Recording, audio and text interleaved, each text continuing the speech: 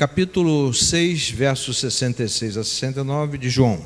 Quero agradecer a Deus, em primeiro lugar, depois ao pastor Eusébio pelo honroso convite e ministrar a palavra nesta oportunidade. Depois, ato contínuo, né?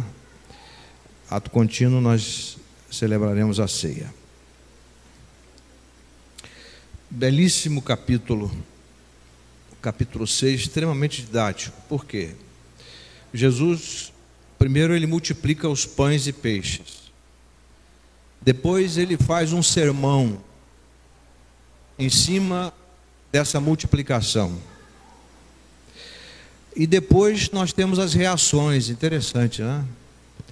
O pregador, ele experimenta no dia a dia eventos, depois ele, à luz do Espírito Santo, os interpreta, e à luz da palavra, ele traz, ele prega e o povo reage, obedecendo a palavra de Deus. Então esse capítulo 6, ele é precioso, e nós temos que responder à pergunta que Pedro fez a Jesus: para quem iremos nós, Senhor? Para quem iremos nós? Então os versos, nós não vamos ler todo o capítulo, eu só vou me deter na leitura do 66 ao 69. Ele vai até o 71, são 71 versículos de João capítulo 6. Mesmo assentados como os irmãos estão, nós vamos proceder à leitura. À vista disso, muitos dos seus discípulos o abandonaram e já não andavam com ele. Então perguntou Jesus aos 12: porventura quereis também vós outros retirar-vos? Respondeu-lhe Simão Pedro: Senhor, para quem iremos nós? Ou para quem iremos? Tu tens as palavras da vida eterna.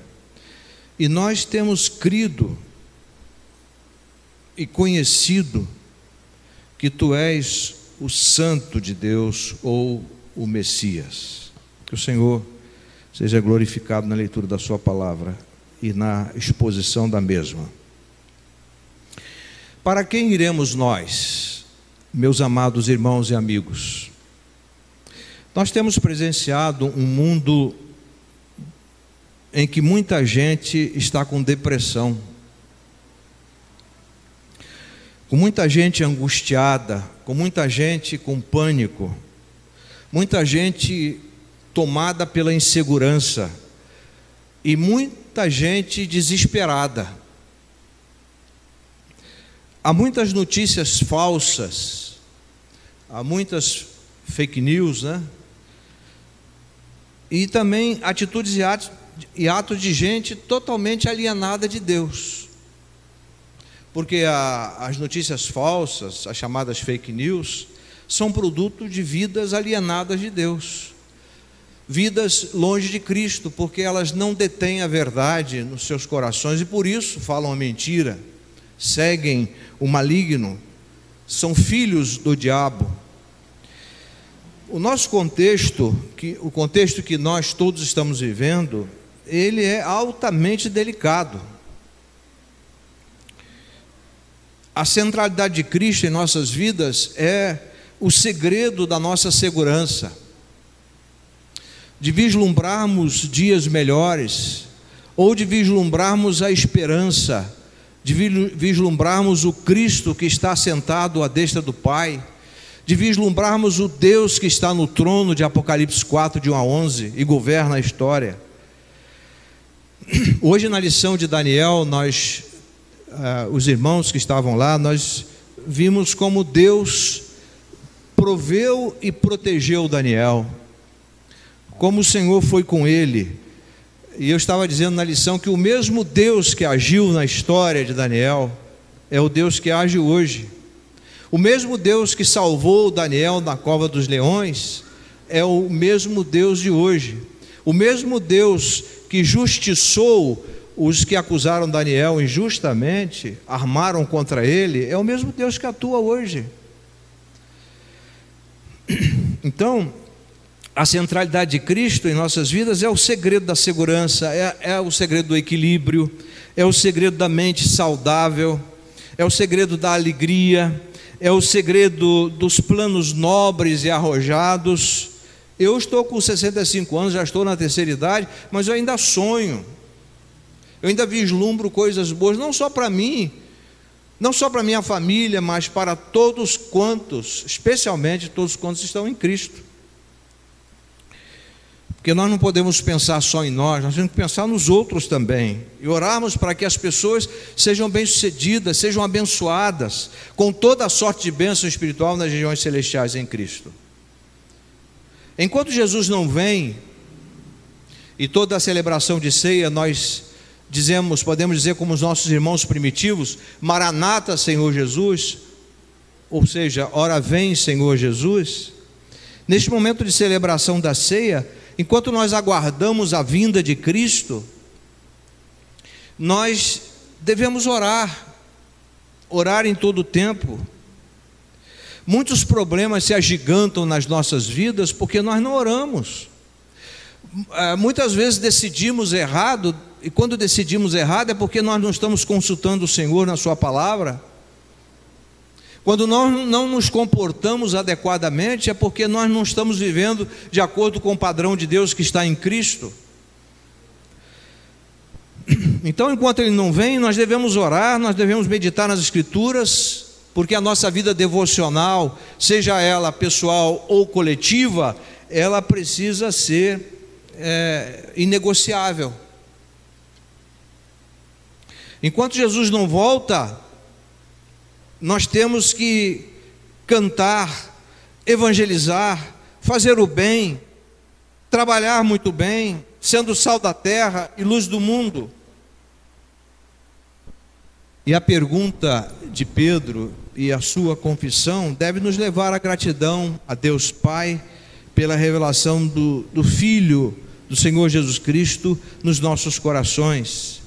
Então, nesta oportunidade, nós vamos examinar esse contexto aqui, analisar o texto e as lições práticas de valor permanente. Bom, para quem iremos nós? Vamos dar uma examinada no contexto, para a gente entender o texto. Jesus está na Galileia, e há um sinal milagroso nos versos de 1 a 21. Jesus multiplica pães e peixes. Dois ingredientes alimentares muito comuns naquela época, faziam parte da cultura judaica, da cultura do povo daquela região, tanto os que estavam na Galileia, no Reino do Norte, quanto os que estavam na região norte da Palestina, quanto os que estavam na Judéia, na região sul, ou em Samária, na região central. Nós temos o discurso de Jesus sobre a sua missão, porque ele diz: a minha carne é verdadeiramente comida, meu sangue é verdadeiramente bebida. E que ele estava dizendo para aquele povo que os pães e os peixes que ele havia multiplicado pereciam, mas o pão que era ele jamais pereceria. Então, esse discurso maravilhoso de 22 a 40. Depois nós temos os judeus que procuram Jesus e o real motivo, no verso 26. Interessante, né? A natureza humana não mudou. Respondeu-lhes Jesus: em verdade vos digo, vós me procurais, porque Jesus havia atravessado para o outro lado, né, do mar de Tiberíades, saiu de onde ele tinha feito o milagre para o outro lado, e Jesus diz: em verdade vos digo, vós me procurais não porque vistes sinais, mas porque comestes dos pães e vos fartastes.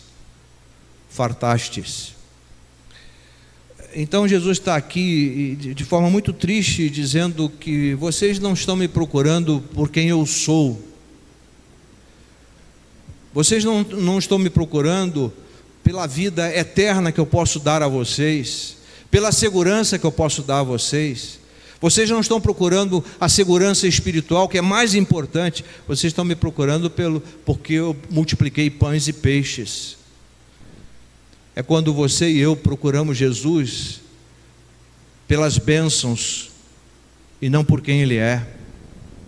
Há muita gente entrando e saindo nos templos à procura das bênçãos de Deus, em vez de buscarem e procurarem o Deus das bênçãos.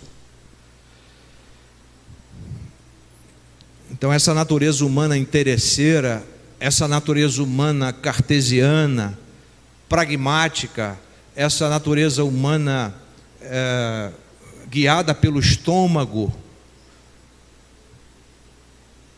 é diferente daquela natureza que recebemos de Deus, que é a natureza de Cristo, que não está preocupada com o estômago, mas com o coração e com a mente nele.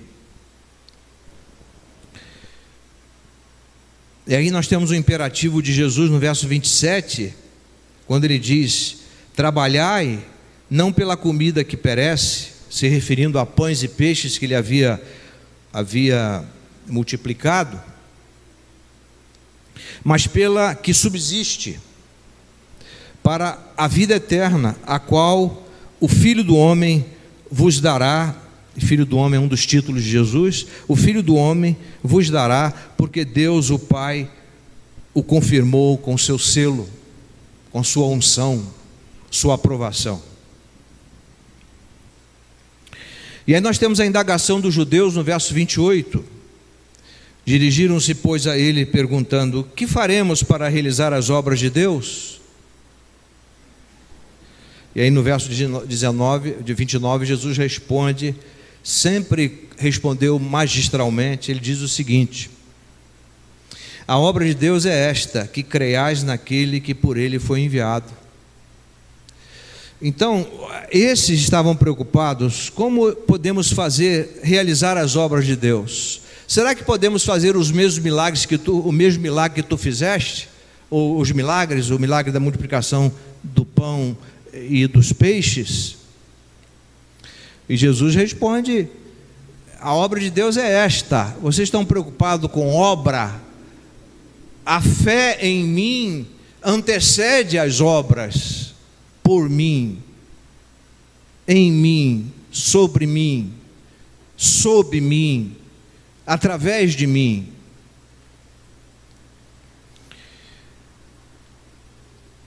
Então, a obra de Deus é esta, o trabalho de Deus é este, é focar em mim, seu Filho, para que vocês creiam em mim, porque eu fui enviado por Ele. Aqui está uma percepção que Jesus dá do Evangelho, porque Jesus havia dito: eu sou o caminho, a verdade e a vida. Ninguém vai, está errado. Ninguém vem. Porque se a gente diz ninguém vai, nós não estamos reconhecendo a divindade de Cristo. Ninguém vem ao Pai senão por mim. Porque ele disse no capítulo 10, verso 30 de João: eu e o Pai somos um, da mesma natureza. Mas os judeus perguntam, os versos 30 e 31, que sinal fazes para que o vejamos e creiamos em ti? Quais são os teus feitos? Os irmãos lembram o que Paulo disse lá aos Coríntios? Os judeus pedem sinais e os gregos sabedoria, e nós pregamos a Cristo e este crucificado, que é escândalo para os judeus e loucura para os gregos. O que Paulo quis dizer? Os judeus buscam emoções, milagres, muita gente atrás de emoções. Os gregos, sabedoria, buscam razão.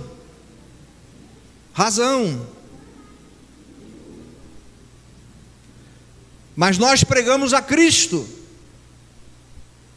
e este crucificado, que é escândalo para os judeus que buscam as emoções, e loucura para os gregos que buscam a razão, Nós pregamos a Cristo e este crucificado, ou seja, a fé. Então, não são as emoções e nem a razão que são essenciais para chegarmos a Cristo, mas a fé, porque sem fé é impossível agradar a Deus. Agora, quem tem fé é porque tem razão e emoção, mas a razão e a emoção estão debaixo da fé e não sobre a fé. O que agrada a Deus não é a sua razão, não é a sua emoção, não são a minha razão, a minha emoção, mas a minha fé. E Jesus está dizendo isso aqui. E os judeus, que sinal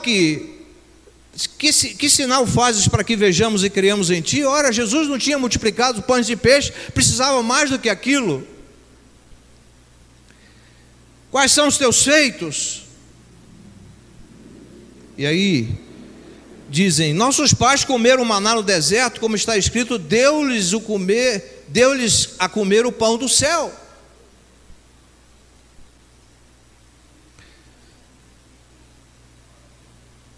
E como o judeu era muito tradicionalista, né?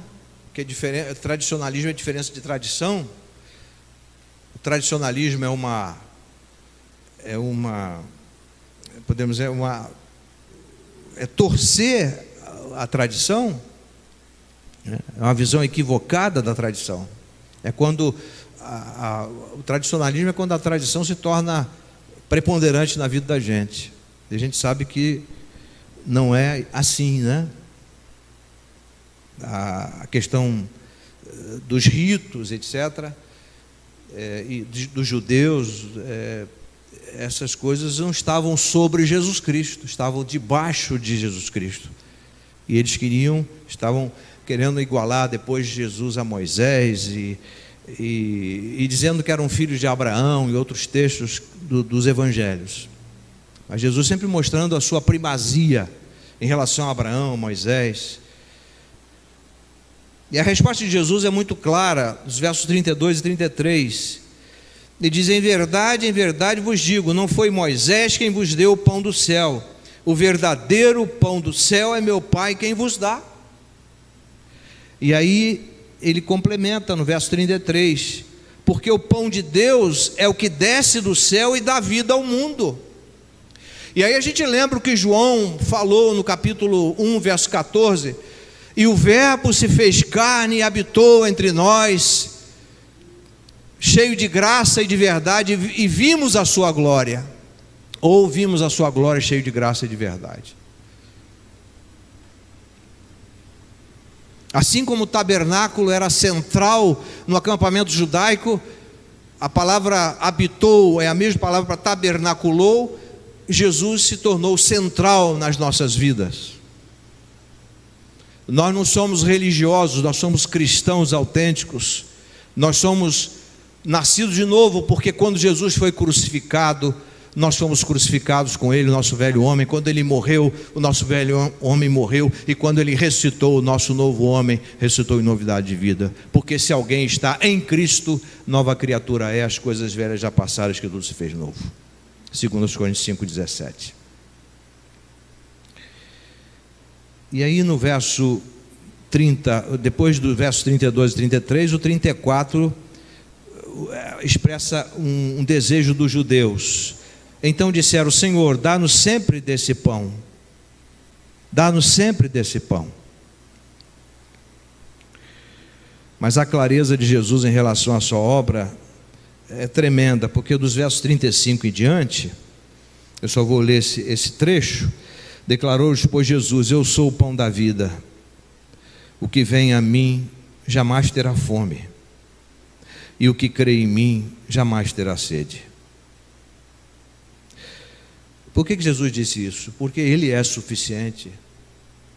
Quando Paulo diz Cristo é tudo em todos os que creem, ele está dizendo Cristo é perfeito, é suficiente.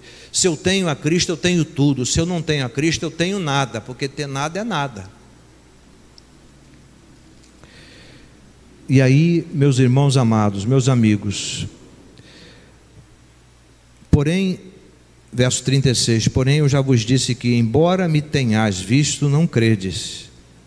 Todo aquele que o Pai me dá, esse virá a mim, e o que vem a mim, de modo algum lançarei fora.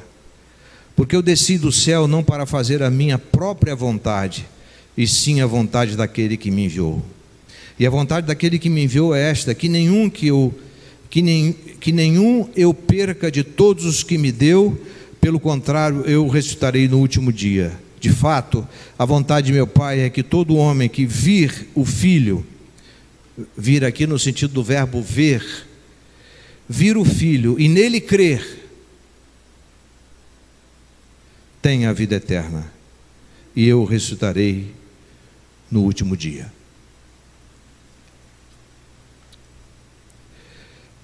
Qual é a nossa percepção da pessoa e obra de Cristo, meus irmãos?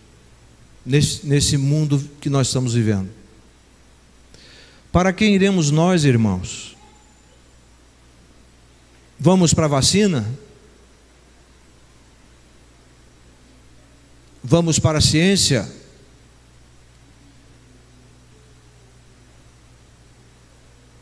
Vamos confiar nos homens públicos, homens e mulheres públicos? Vamos confiar nas notícias falsas? Quem pode nos dar esperança? Quem pode acalentar o nosso coração? Quem pode nos consolar? Quem pode nos confortar? Quem pode nos encorajar?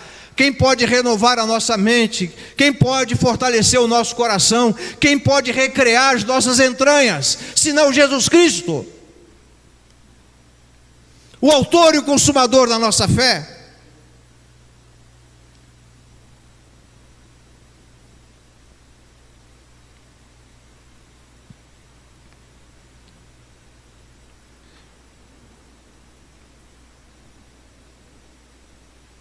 E aí nós temos as reações de 41 a 71, a murmuração e a queixa. No verso 41, murmuravam, porque Jesus tinha dito: eu desci do céu, eu sou o pão que desceu do céu. Eles se escandalizaram, começaram a murmurar, a praguejar, a xingar. Houve a falta de compreensão quanto à pessoa divina humana de Cristo. E Jesus faz uma exortação no verso 43: não murmureis entre vós, confiem. Jesus revela ao Pai seu plano de salvação, os versos 54 a 59, e Jesus estava agora na sinagoga de Cafarnaum. E temos as reações dos discípulos do verso 60 a 71, depois de expor a revelação, muitos dos seus discípulos o abandonaram e já não andavam mais com ele. Jesus nunca aliviou no seu discurso, Jesus nunca aliviou quando ele sempre falou da vontade do Pai na vida dele, a missão que ele tinha que fazer. Ele nunca enganou os seus discípulos, ele nunca nos enganou.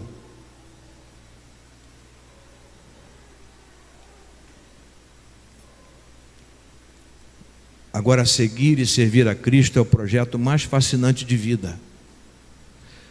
E ele disse: vocês passarão por tribulações, aflições tremendas, mas tenham bom ânimo, eu venci o mundo. E lá, mais adiante do Novo Testamento: e esta é a vitória que vence o mundo, a nossa fé. Que fé é essa? Fé em Cristo, a fé no suficiente Salvador, aquele que era, que é e que há de vir. Aquele que estava lá no passado, está aqui no presente, estará no futuro conosco. Aquele que é o alfa, a primeira letra do alfabeto grego, aquele que é o ômega, a última letra do alfabeto grego, o princípio e o fim. E nós estamos aqui absolutamente guardados, providos, protegidos, encorajados, chorando muitas vezes, sofrendo com os que estão com os entes queridos internados, como o pastor Gerson, mas confiando que Deus pode reverter o quadro. Ele é o Deus da reversão, é o Deus dos milagres, segundo a vontade dele e a nossa fé. Para encerrar, para quem iremos nós? Para quem iremos nós? E depois da pergunta que Pedro faz, ele faz uma afirmação categórica. Eu gosto disso aqui, irmãos. Ele pergunta e dá uma espécie de resposta. Para quem iremos nós? Senhor, nós não temos outro caminho, nós não temos alternativa, né? Eu, quando põe lá, estou escrevendo um texto, aí põe assim, outra alternativa, o corretor de texto sublinha, não tem outra alternativa, né? Alternativa, foi caramba, não tem alternativa, só tu tens palavras de vida eterna. Os pães e os peixes são efêmeros, passageiros. A emoção que sentimos, a razão o milagre que desafiou a nossa razão, o milagre que produziu emoções tremendas, não podem comparar, Senhor, com a vida eterna que tu nos dás. Porque tudo isso passa, a gente expele, mas a vida que o Senhor nos dá, ela não acaba mais, ela é eterna. Eterna não tem tempo, não tem relógio, não tem cronos, não tem cronologia.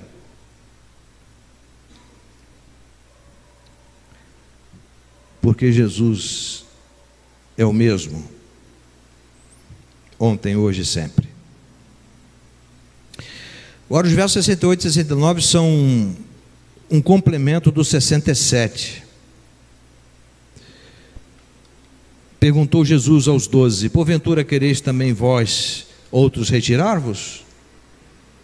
Pedro sempre foi mais proativo, sempre foi mais... ele era uma espécie de sanguíneo colérico, aqueles 4 temperamentos de Hipócrates, o pai da medicina. Ele era mais... Pedro era vapt-vupt, acabou, era aquilo ali, a gente conhece. E aí, como aqueles discípulos que seguiam Jesus sazonalmente, vez por outra, estavam lá seguindo, vendo os milagres e tal, eles abandonaram, foram embora. Aí ficaram os 12. Quando Jesus pergunta: vocês querem se retirar também? Aí Simão já respondeu, já foi o porta-voz, porque ele era um dos 3 que comandava os outros 9, Pedro, Tiago e João. E aí replicou Jesus, aí Pedro diz: Senhor, para quem iremos? Tu tens as palavras da vida eterna. E ele complementa: e nós temos crido. Quando ele fala nós temos crido, não é o fato, nós cremos. Não, nós temos em todo o tempo crendo. Nós estamos a todo o tempo crendo. Nós cremos, Senhor. Nós temos crido e conhecido que tu és o Santo de Deus.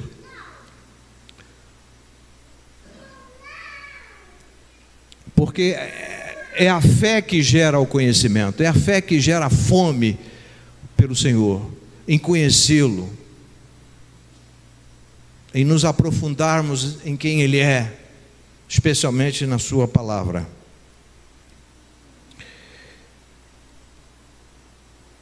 Então há uma conexão das afirmações de Pedro com as narrativas de Atos e as suas cartas.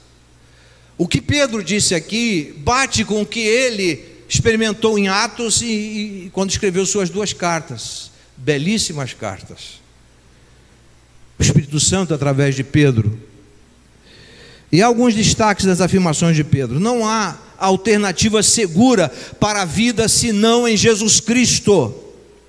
Por isso que Paulo diz: porque estou bem certo de que nem a morte, nem a vida, nem anjos, nem principados, nem potestades, nem presente, nem futuro, nem altura, nem profundidade, nada, absolutamente nada, nos poderá separar do amor de Deus que está em Cristo Jesus nosso Senhor.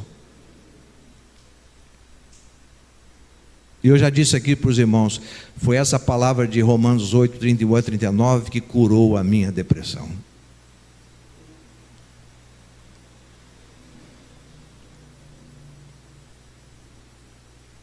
a segurança em Cristo.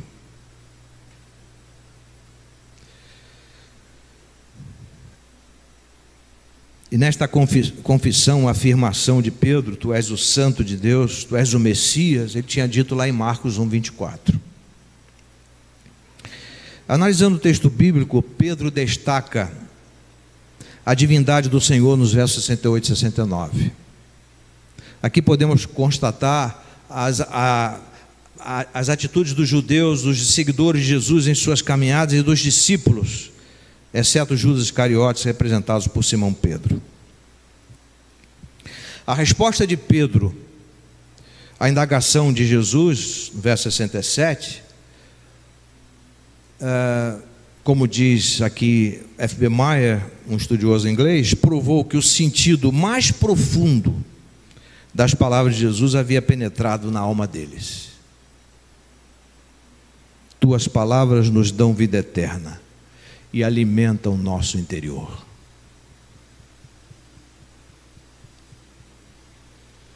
Meus irmãos amados, Cristo basta para nós.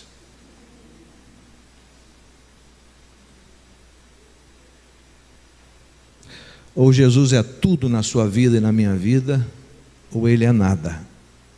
Não tem meio termo. Não tem meio nada, nem meio tudo. É por isso que Ele exige de você e de mim orarmos mais, lermos mais a Bíblia e crucificarmos essa vida religiosa insuportável que muitas vezes nós vivemos.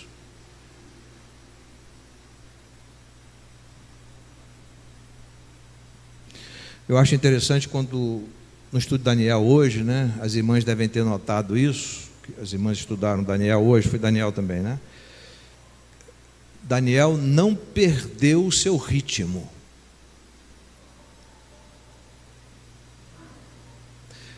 Daniel, quando soube que ele estava condenado à morte, ele entrou no seu quarto, virou-se para as bandas de Jerusalém, onde estava o templo, que era central no culto judaico, e ali ele orou 3 vezes, como costumava fazer. Irmãos, qualquer coisa tira a gente do ritmo da vida com Deus, qualquer coisa tira a gente do centro, qualquer coisa tira a gente do eixo. É impressionante. Ficamos ansiosos, preocupados, desesperados, nervosos, estressados por qualquer coisa.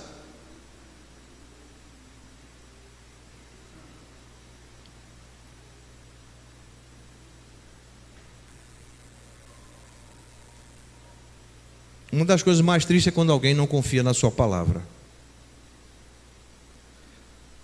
Eu indiquei para um amigo meu, um pastor. Não gosto muito de fazer isso não,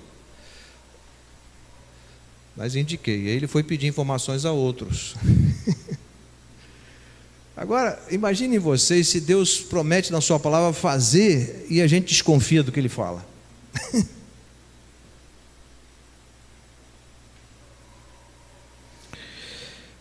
Quero concluir com lições práticas de valor permanente. Irmãos, há uma grande diferença entre simpatizantes, admiradores e discípulos de Jesus de Nazaré. Há uma grande diferença. Há muita gente nas nossas igrejas que são admiradores de Jesus, simpatizantes de Jesus, gostam demais de Jesus, mas não amam a Cristo. Não amam a Cristo. Não estão dispostos a se sacrificarem por Ele, a sacrificar o sono, o tempo.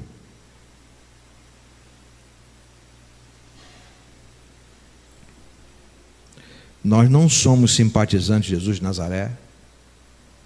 Nós não somos admiradores de Jesus de Nazaré.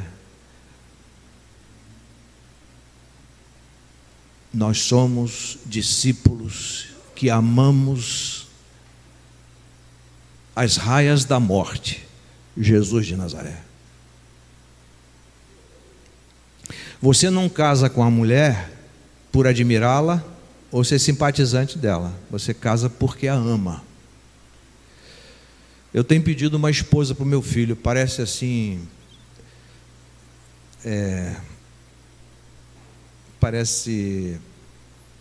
queria usar uma palavra aqui, parece juvenil, né? Parece juvenil, mas assim, Senhor, ele está com 33 anos. Senhor, dá para o meu filho uma esposa a quem ele possa fazer feliz. É assim que eu oro. Eu não oro dizendo, dá uma esposa para fazê-lo feliz, porque isso é egoísmo. Dá uma esposa a quem ele possa fazer feliz, porque quando a gente faz feliz a quem ama, a gente é feliz.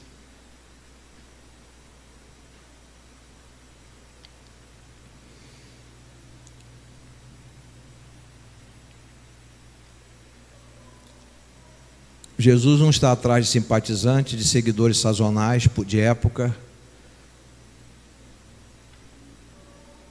Jesus está buscando aqueles que o amam de todo o coração, toda a alma, todo o entendimento, com todas as forças. Chega de religião e que o Evangelho flua sobre nós, como aquela cachoeira num calor terrível, aquela água caindo. Eu não sou muito fã de cachoeira não, mas estou usando aqui aquela cachoeira caindo, trazendo frescor para o nosso corpo, para a nossa vida. Segundo, as pessoas buscam as bênçãos de Cristo e não o Cristo das bênçãos, não buscam o Redentor, buscam uma tábua de salvação.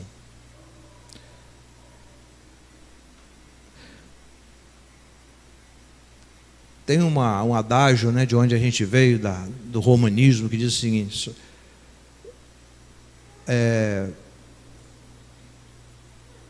só buscam fulana quando cai o raio, né? É isso aí? Quando troveja, né? Só busca quando troveja.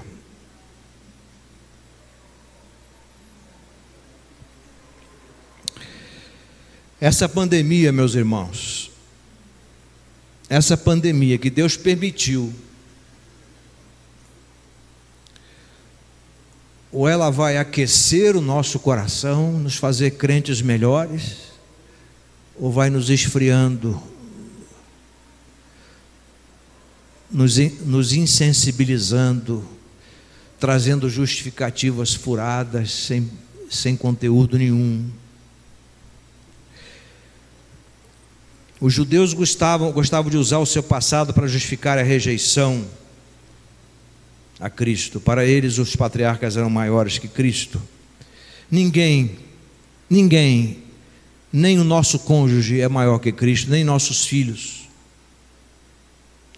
Os que realmente abandonaram a Cristo e não voltaram mais, realmente não tiveram uma experiência de novo nascimento ou regeneração. Não há verdadeira experiência com Cristo se o Pai não operar pelo Espírito Santo. Porque quem convence o homem do pecado, da justiça e do juízo é o Espírito Santo. O pastor Eusébio prega muito bem, ele expõe muito bem a palavra, mas ele não tem o fator de convencimento. É o Espírito Santo que usa a palavra que ele prega para trabalhar na vida das pessoas. Irmãos, a religião é inconstante, interesseira, pragmática e mercantilista. Mas o Evangelho é constante, não tem segundas intenções, não é pragmático, os meios justificam os fins, e nem mercantilista, não faz negócio. Não há segurança fora de Cristo, não há vida eterna fora de Cristo. Como os judeus que eram, Pedro e seus companheiros de discipulado, exceto Judas Iscariotes, creram em Jesus Cristo como Messias e o seguiram até a morte. Não são, meus irmãos, os protocolos, a vacina, a ciência que nos darão segurança. Por mais que a ciência é fruto da inteligência que Deus deu ao homem. Deus pode usar a ciência, sim, por que não? Mas a nossa confiança não está aí. Não são os protocolos, não são os eventos que nós temos visto aí, mas nós cremos na obra perfeita do Cristo perfeito na cruz. Todas as nossas convicções, as nossas certezas estão em Cristo e tem o seu crivo. E a nossa segurança em Cristo Jesus não é relativa, não é temporal, ela é absoluta e eterna. Para quem iremos nós? Nós iremos para Cristo. Somos de Cristo, vivemos em Cristo, por Cristo, sob Cristo, para Cristo.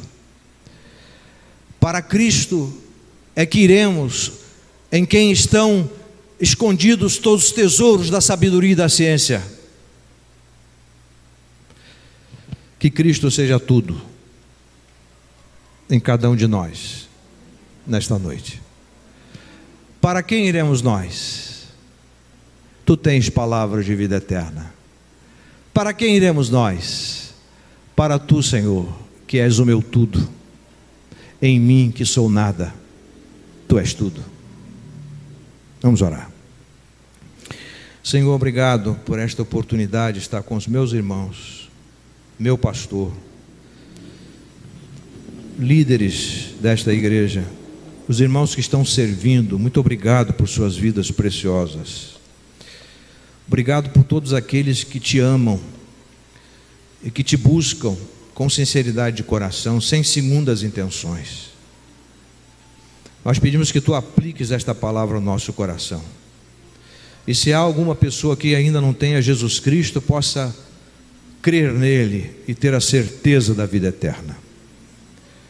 Agora pedimos que nos prepares para a celebração da ceia, para a distribuição dos elementos, para que tu nos dês discernimento no comer o pão e no beber do cálice. Muito obrigado.